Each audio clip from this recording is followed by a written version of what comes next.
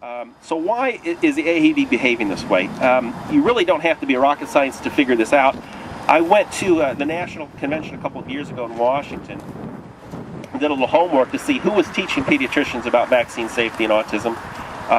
I first went to their website and I realized from their annual statements that they get about $70 million in revenue, but only a quarter of that is from membership fees. So where is that money coming from? Well, you guess it.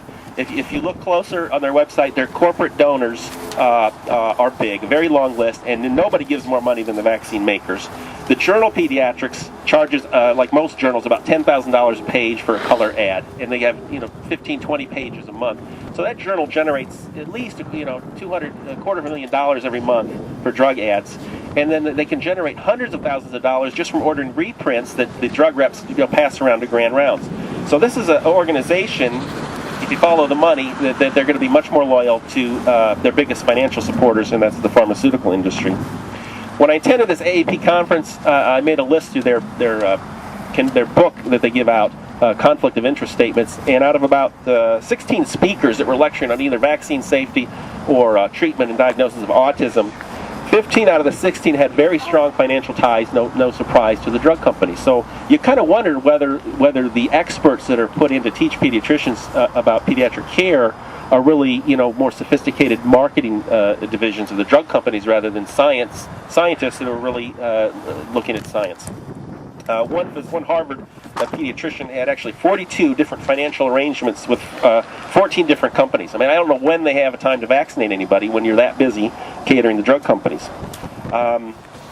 So it's really no wonder that the AAP has had a consistent message. There is no link between vaccines and autism, and this isn't a treatable disorder. Let me basically give you the concluding statement for my interactions with them. It would be politically correct to really say that there's just some key individuals within this organization which have gone to great extents to obscure the vaccine-autism connection, and by doing so they're protecting their biggest client, the drug companies. In reality, I'll be blunt and politically incorrect in some circles. The AAP leaderships, in my opinion, knows that vaccines cause autism. Their behaviors say that. I don't know if we really need to have any more efforts to educate them. This organization, they don't need to be educated. I think they need to be indicted. I think what they're doing is criminal.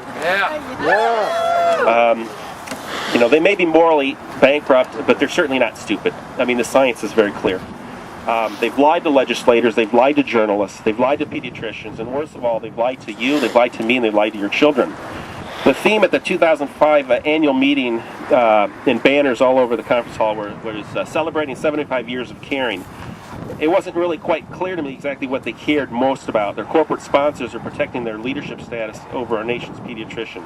I think it's abundantly clear what they don't care about. They don't care about good pediatric care. They don't care about you. They don't care about me.